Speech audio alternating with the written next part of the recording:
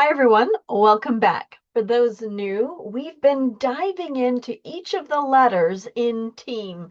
T for testing, E for empathy, A for agenda setting or assessment of resistance, and M for methods.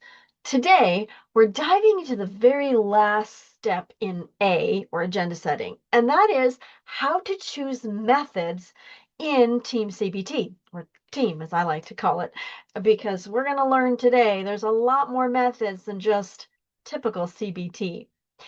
If you've ever felt overwhelmed by the sheer number of psychology ideas, systems, theories, and tools, or being unsure which to use, you're not alone. There's good news. In TEAM, we have some direction, and I want to explore what that looks like in this episode. I'll talk about the charts that David has created, the recovery circle worksheet, and my own insights as a clinician in choosing tools, and even why this matters. I hope to give you a clear, practical system so you can choose methods confidently, quickly, and most importantly, collaboratively. We'll talk about how to choose tools based on your client's individual needs and walk through some examples for anxiety and depression. If you're using this video for personal discovery, no one, including me, can give therapeutic advice through a YouTube video. In addition, many of the tools I mentioned in this episode were created for therapists to use in a professional setting. However, if you want to use this video to better understand Dr. David Burns' methodology or what to expect from a team therapist or coach, feel free to continue to watch. Let's jump in. Why method selection matters. It's important to explain to the client what is a recovery circle and why we use it. This directly shapes the client's sense of hope, hence the newer, less used name, Circle of Hope. Clients may begin their therapeutic journey discouraged, unsure what will help, or afraid they've already tried everything. I'm sure I'm not alone, since several of my clients have told me they've seen multiple therapists for the same issue, or they've seen a single therapist for long periods of time, even years and years. Clients are kind of almost resolved that like recovery must take a long period of time. And this deflated view of therapy can slow progress and kind of creates a self-fulfilling prophecy. This is less common in coaching, but the other benefits of the recovery circle or circle of hope will still apply. So let's have a look at those. The recovery circle builds hope, showing recovery is not only possible, it's expected. And when something doesn't work, we don't see that as a stopping point, but as useful treatment information to know where to go the next step, what didn't work. The process is collaborative. Clients help decide what to try rather than having techniques imposed on them. The work is made visible and concrete, so nothing feels mysterious or overwhelming. And over time, this builds confidence because recovery is guided by practical tools that actually work. When we clearly map out several possible methods for the client, and especially through something visual like a recovery circle, we give clear direction that there are multiple pathways forward. We aren't limited to how we attack the goal or problem, and we don't just treat the issue, we work with the clients. It's individualized to meet the needs of this specific client. And we aren't going to apply some general psychobabble or theories to their needs. Instilling hope matters because hope isn't just an emotional comfort, it has practical consequences. Research about hope in therapy shows when people feel they have a workable route toward a goal and believe they can take action, they will be more motivated, more resilient to setbacks, and more willing to engage in the treatment overall. I started reading research abstracts and realized I'm not ready to spend hours validating various articles and studies. I already spent hours preparing this one video.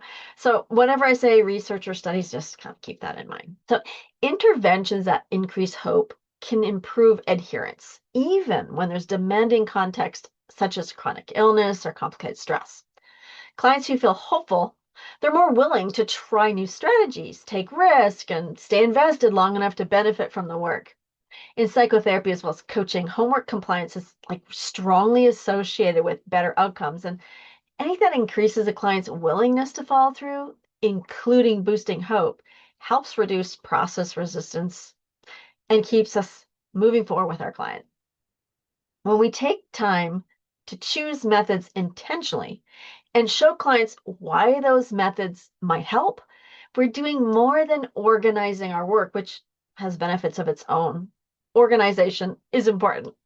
We're creating momentum and strengthening motivation. We're laying a foundation of realistic, grounded hope that makes the rest of the team process, including homework and challenging methods, far more effective. In TEAM, we don't limit ourselves to one school of therapy, and certainly not just CBT. We use whatever works combined with the client's education. In other words, we only pick from the toolbox which we know how to use those tools. Clients are the focus and not the issue or diagnoses. Like if we focus on treating OCD or generalized anxiety disorder, we end up in a formulaic approach.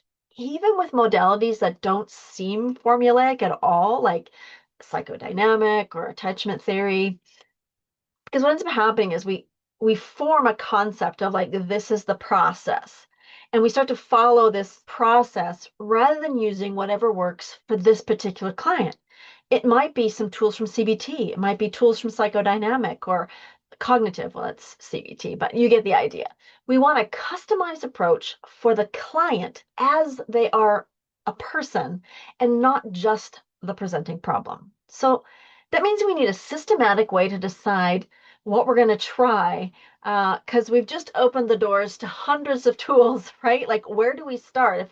If we can use any tool from any modality, my goodness, that's like so many to pick from. Well, I mean, obviously, the first place you will start with tools you actually know how to use or tools you might be interested in trying out. Let's face it, there's going to be the first time you've ever used a tool with a client. So the recovery circle is going to give us some structure, and we're going to talk about how to pick about 15 to 30 of the 100 tools to narrow it down where to start. And this will keep you from getting like into the weeds and kind of stop you from second guessing, because we want to turn failure into data instead of frustration. When a tool doesn't work, you don't get stuck because you can confidently move to the next tool. It shows the client you're in this together and their success matters more to you than your pet modality or favorite tool. Like, I love explain the distortions.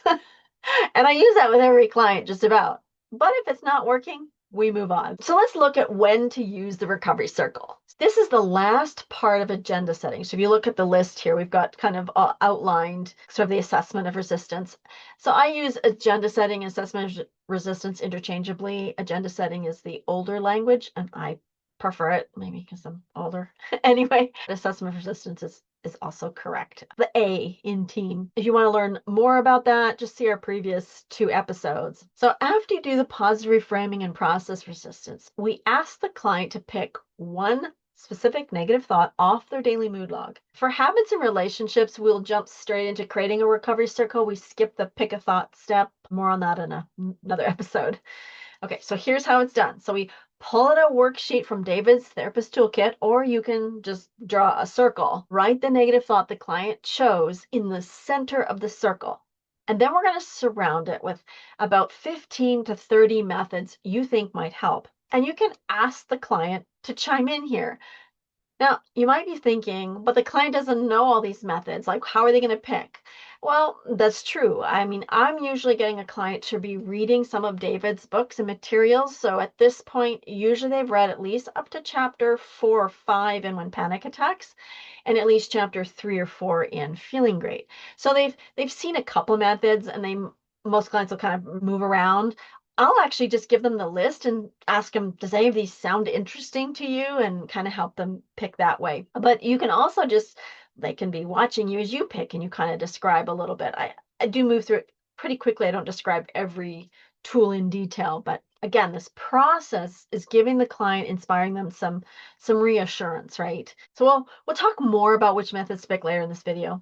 But this simple visual gives clients an incredible reassurance. It says there isn't one magic tool. There are many, and we want to find the what works for you. We want to fail as fast as we can so we can get to the methods that work for you. Failing as fast as we can, I actually say that to the client. because this normalizes something therapists rarely like to admit out loud, and especially coaches. Well, actually, both. Most professionals don't want to admit, you know what? Most of the methods don't work the first time, and that's perfectly fine. The recovery circle makes failure expected, and it keeps momentum going because you always know where you're going next. You know what your next move is. Picking methods is a bit like trying recipes. Not everybody likes the same food. Not every recipe turns out the first time you try it. Doesn't make the recipe bad, but just trying actually builds kitchen skills, if you will. Don't worry, we've got lots more in the cookbook, and one of them will turn out beautifully and taste right for you, the client. Right? Another way to explain this to clients would be like, think of these methods like keys on a key ring, and one of them is going to unlock the door. We just got to keep trying them. Today is entirely about choosing the tools that be ideal for the client in their specific situation. So how do we do that? How do we choose the right method? As we already established, we won't know what the right method is till we try a few, but we can narrow it down. When we select methods, we have two complementary systems based on both the presenting problem and the individual's negative thought, because their negative thought is connected to who they are as a person. So we start first by asking the client to pick one negative thought. Then we might do some identify the distortion with that client in that thought, which builds on this collaborative, customized approach. I don't always do like the full identify the distortion at this point, but it's certainly a great place for it. And then we should already know what the presenting problem is from our previous assessment of resistance and agenda setting, right? So that's the first one. Choose based on the disorder or presenting problem. That's going to tell us what toolbox to use. And then because we're treating people, not problems, what tools are in the toolbox will be based on the distortions in the client's negative thought. Now, don't panic. We don't need a recovery circle for every single thought on the daily mood log. More on that later. But like picking from a disorder feels the most familiar to a team therapist. Client A has depression. These tools are good for depression. And this is a really great starting point. This is a chart that David has in his ebook, the therapist ebook, Tools Not Schools. This particular chart is called Selecting Techniques by Disorder. There's another chart we'll see later for distortions. The ebook is vital for learning team and understanding these steps and methods. So I encourage you to visit feelinggood.com/shop to learn more, to get your own copy. Full disclosure, I don't receive any affiliate fees from the sales, but I do get paid to help with support and updating the toolkit. You can pick a few tools based on the disorder. Like, I think that's important using this chart, but I found there's a better way to look at this. It's more like a two-step process. Step one is, what box of tools do I need to use, and what do I need to address for a full approach? Well, might be some cognitive pieces, exposure, behavioral activation, hidden emotional. There's some different components. Each presenting issue has method clusters that will be important to address, like cognitive work. That's a method cluster, all the cognitive tools. We have exposure tools. That's another category of tools. David talks about various conceptualizations like anxiety and depression. I think the best way to think of this is I came up with 5 boxes of tools relating to the following 5 categories of presenting problems. Anxiety, stress, worry. This would include phobias, generalized anxiety, PTSD, OCD. That's one box of tools. Low mood, depression, sadness, inferiority, low self-esteem, apathy, and those kinds of feelings would have another box of tools. Anger management and relationships will have a box of tools. And then habits will have another box of tools. And then we have the last one, number 5, will be other. So these are tools that are maybe for executive function, ADHD management, grief, crisis intervention, things David would call non-problems as well would all go in that toolbox. So let's explore each of these toolboxes. Within them, we have categories or method clusters. So we think of anxiety. We want to make sure we have some exposure methods. We want to make sure we have some cognitive tools, and we want to address hidden emotion. That's not a category, it's its own tool, but it is something that needs to be addressed when we're dealing with anxiety. So categories for low mood and depression, feeling down, inadequate, we would use cognitive tools as well as behavioral activation tools. For relationships and habits, we have a different series of tools and orders. So we'll talk about that in a future episode. Now, we've got the toolbox, we've got the categories in the toolbox, and now we can choose the very specific tools based on the distortions in the negative thought. So we've done the macro level, let's do the micro level. This customizes the approach to the specific client because we're looking at their individual thought, not just this general disorders. This lets us choose tools with laser precision. So to make this easy, let's look at the table in the therapist's ebook on selecting techniques based on distortions. So you see on this page, we have how to select a technique for each distortion.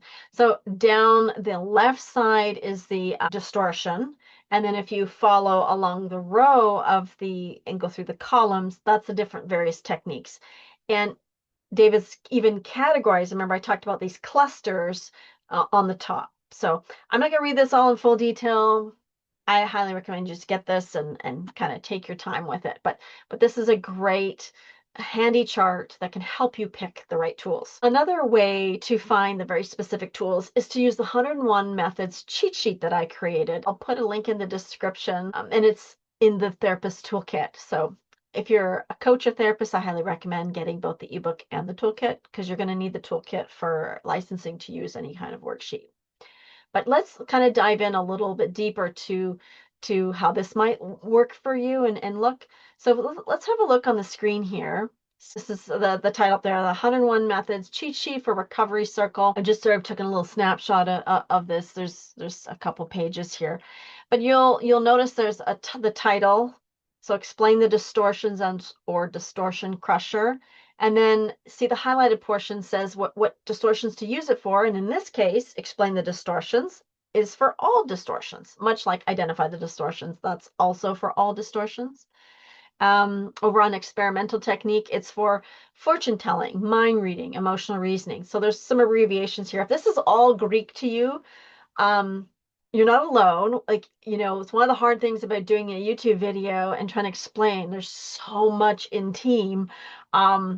I have to just start explaining it the way I would in a workshop, and hopefully you get the gist of it. If this is all new to you, again, you can take my basics class. I have a sliding scale and whatnot, and if you need to take it free, even just let me know, because actually there's discount codes and stuff. So in the description, I'll put some information on how you can get some more training on TEAM. So let's take a look at survey method, and it says used for overgeneralization, fortune telling, mind reading, and emotional reasoning. Notice mind reading is highlighted.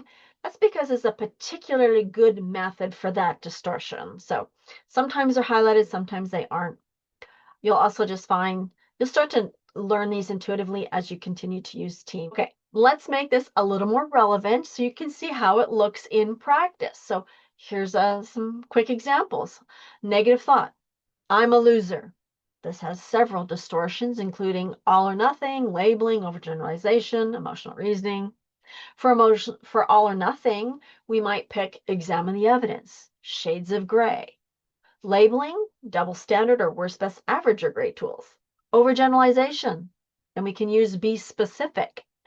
For should statements, the semantic technique is excellent. Finally, we need to consider choosing and applying methods in a systematic order. This can help methods be more successful. We put them kind of in a loose order in the circle, but there is a bit of a method to the madness, so to speak, in which ones we do in what order. I'm going to give you some loose general ideas as a guide. This should never become a formula. You can totally bounce around with some of these methods. It's just something I've found useful. For example, I'll give you an example. Feared fantasy, we want to work on the client's deepest, darkest fear. Well, in order to uncover that fully, the best technique is what if. So we'd want to do what if technique before feared fantasy rather than feared fantasy and then what if technique. Okay. Or it can be difficult for a client to do shades of gray if they've not even identified the distortions yet in their negative thought. So we want to do identify the distortions first, and then maybe we'll do some simple tools like explain the distortions, shades of gray, examine the evidence, these kinds of things. What I'm going to do is just again, go to the description. I'll put a few handouts there and some more things for different training opportunities. But it's just so much to unpack. And I get so excited. I just want to talk and talk. But anyways, I have found there's some kind of more systematic ways to help the client build their thinking skills and the new neural pathways that they need for more complex tools. So I like to start with some of these simple cognitive tools and then move on to some more deeper ones, experiential, like gut change kind of ones. But I know some clinicians, when they're working with some anxieties, they want to start with exposure first and then do cognitive work. So that's a great approach as well. All right. So these are just skeleton backbones. Sometimes the order changes based on the client. And if a specific tool doesn't work, we want to just kind of move on to the next one, right? This is just a starting point. And that's really what the circle of hope or the recovery circle is, a starting point. A couple more examples just so you can see this. Maybe a client with anxiety. Their negative thought that they picked was, I'm going to embarrass myself. Maybe they're anxious about doing a presentation. So common distortions found in I'm going to embarrass myself would be all or nothing, magnification, how embarrassed they're going to feel, discounting the positive. Maybe they're going to have a great presentation, but maybe do something that is a little embarrassing. Fortune telling, like they're actually projecting. For sure, they're going to do something embarrassing. Mind reading. If I do this little off-putting thing, for sure everyone's going to think that's terrible. And that's, mind reading. So because it's an anxiety, we'll want to make sure we get some tools from the exposure categories, well, cognitive, and we'll make sure we want to put hidden emotion on the recovery circle as well. So some tools might be identify the distortions, explain the distortions, examine the evidence, double standard, what if technique to find that feared fantasy, which is an exposure tool, shame attacking, an exposure tool, and hidden emotion, and so on. Another example, we actually have a slide for this one. Here's an example for depression. I got a little mini daily mood log here. Negative thought, I'm a failure. Distortions, all or nothing. Labeling, overgeneralization, and several others. What are some tools that we might want to put on the recovery circle? Identify the distortions, explain the distortions, shades of gray, be specific, let's define terms, and so on. So you can kind of see here on the screen a little sample recovery circle. This is page 1. The recovery circle actually has 2 pages. You can actually put 30 tools down. I never do. If you're new to TEAM, I do recommend you doing both sides, but I find for the most part, I don't usually need more than you're already doing empathy and agenda setting. Those go on the tool as recovery circle so the client can see that that's part of the process, and you may have to even go back to those things at some point. But really, by the time I get to explain the distortions, I think this recovery circle just says identify the distortions and straightforward technique. I like to explain the distortions and then the straightforward technique if I even do that one.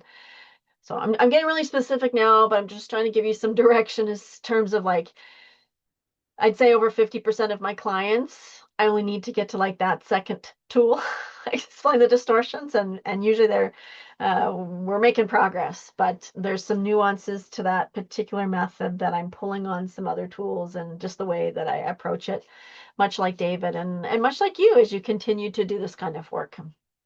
Learn a little bit of the art of therapy as well as some of these practical tips. All right. Choosing methods isn't guesswork. It's a structured, hopeful process that becomes faster and more intuitive once you use these selection paths.